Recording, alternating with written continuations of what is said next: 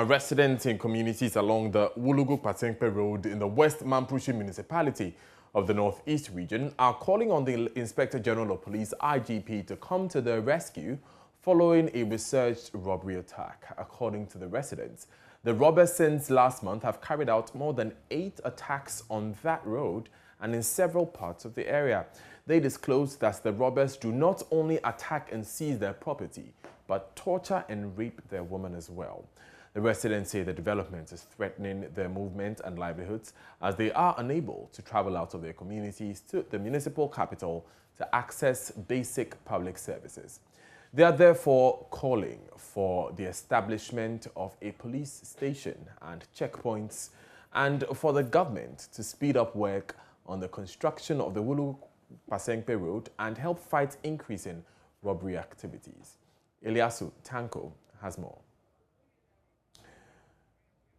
Right, we will bring you that story later, but let's go on Zoom now. Chairman of the Municipal Security Council, SOMO Lucky, has joined us for more. Now, Mr. Lucky, you've been visiting some of the affected communities. What have you established? Hello?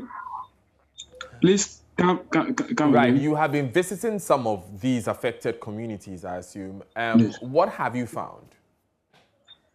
Yes, thank you so much for the opportunity. I think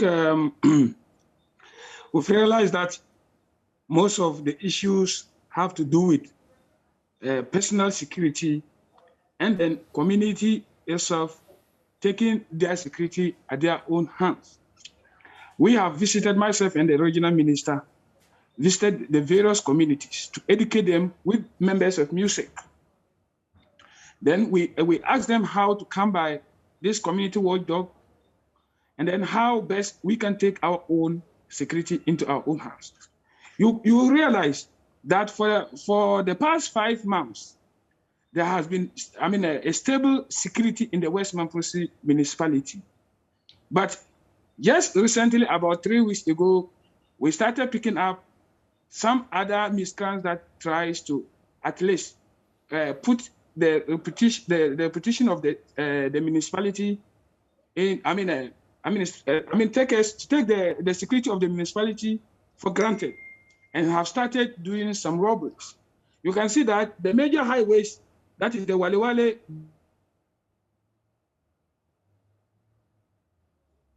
right, Mr. Lucky, can you hear me? Somo Lucky there, he is the chief executive for West Mamprusi Municipality. He said initially that he's been going around these communities and he's telling them that they need to form watchdog committees and take their security into their own hands. Mr. Lucky, if you have rejoined us, I'm asking that if you're asking people to form watchdog committees, are you suggesting that the police in the area are unable to deal with these challenges?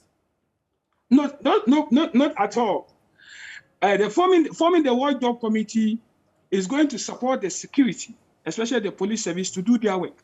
Sometimes we rely much on informants for information, and our problem here, is multi-dimensional, because most of the areas, especially the hinterlands,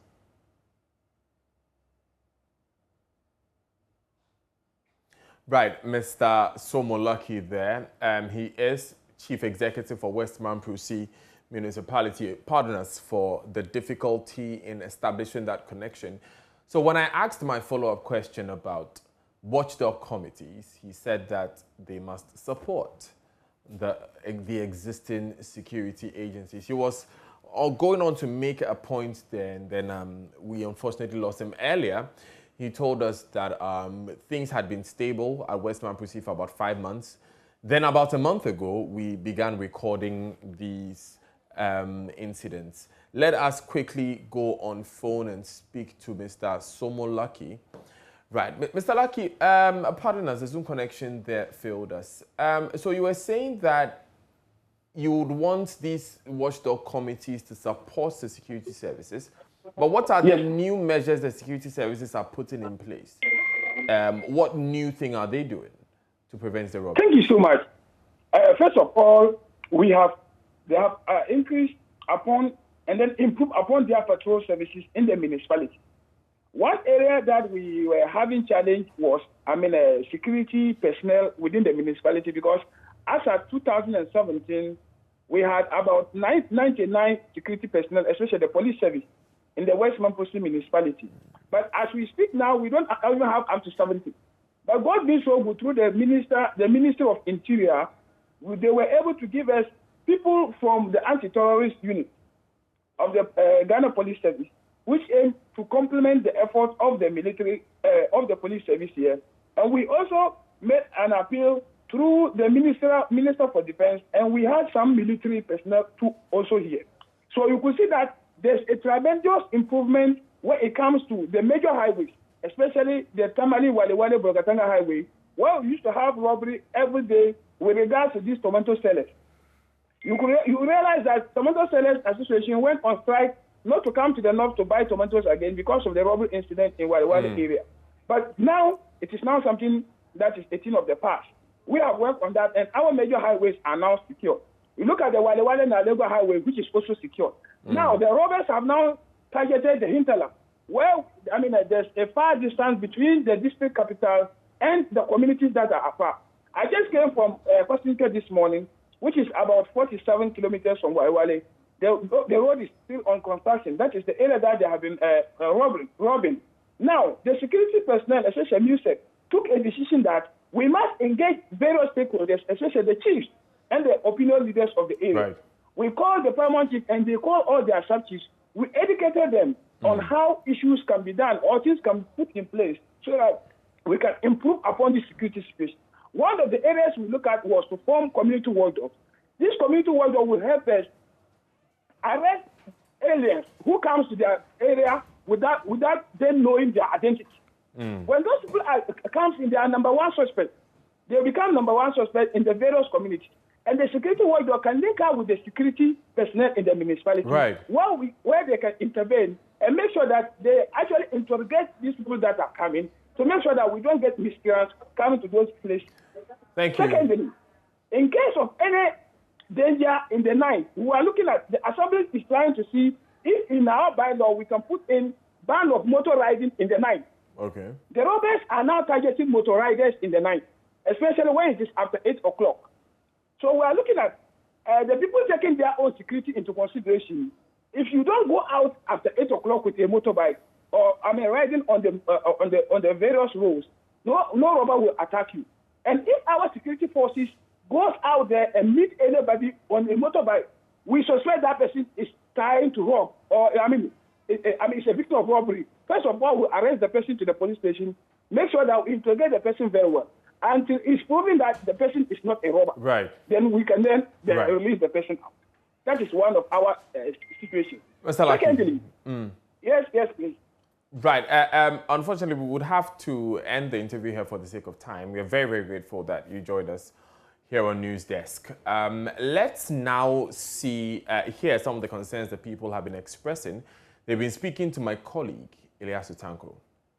Far, 10 people are said to have suffered various injuries in the attacks, which have also led to the close down of a local market at Kpasenkpe, the hometown of former president of the National House of Chiefs, Wulugu Naba, Professor John S. Nabila. Armed robbers attack us all the time. Wulugu to Silinga, they normally attack them more than 4 times. And Nabar to Sarba, they normally attack them, even use guns to shoot some people, our wives, dumping them. So several times we report to the professor Wulugu Naba, and he also let some delegates come. Nothing they can do. So we are appealing to the government and the DCE, the minister, if they can get a barrier to put in, to fix in the middle, so that they will protect us. Other than that, we are in trouble. They can easily come to our rooms and kill us and take our properties. So we are appealing to the government, appealing to the president, appealing to the ministers to help us with this road. Other than that, we are in trouble.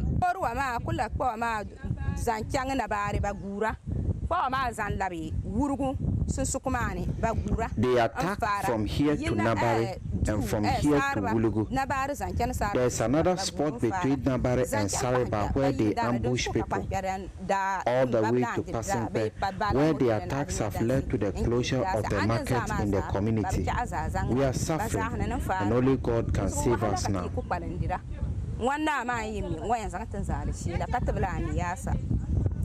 The residents also said the robbers are capitalizing on the poor state of the road to carry out the operations by mounting roadblocks at specific spots to ambush their targets. They want authorities to step up efforts by setting up police checkpoints on the road and take other security measures to protect life and properties in the area.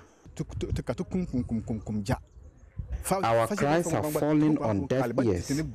Countless residents have been attacked, injured, and others killed. The development is giving us sleepless nights, and we need immediate assistance. We are always sad anytime our women are preparing because we are not sure of their safety.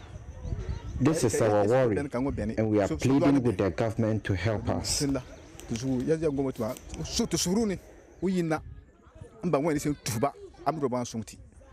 Ilyasu Tanko reporting.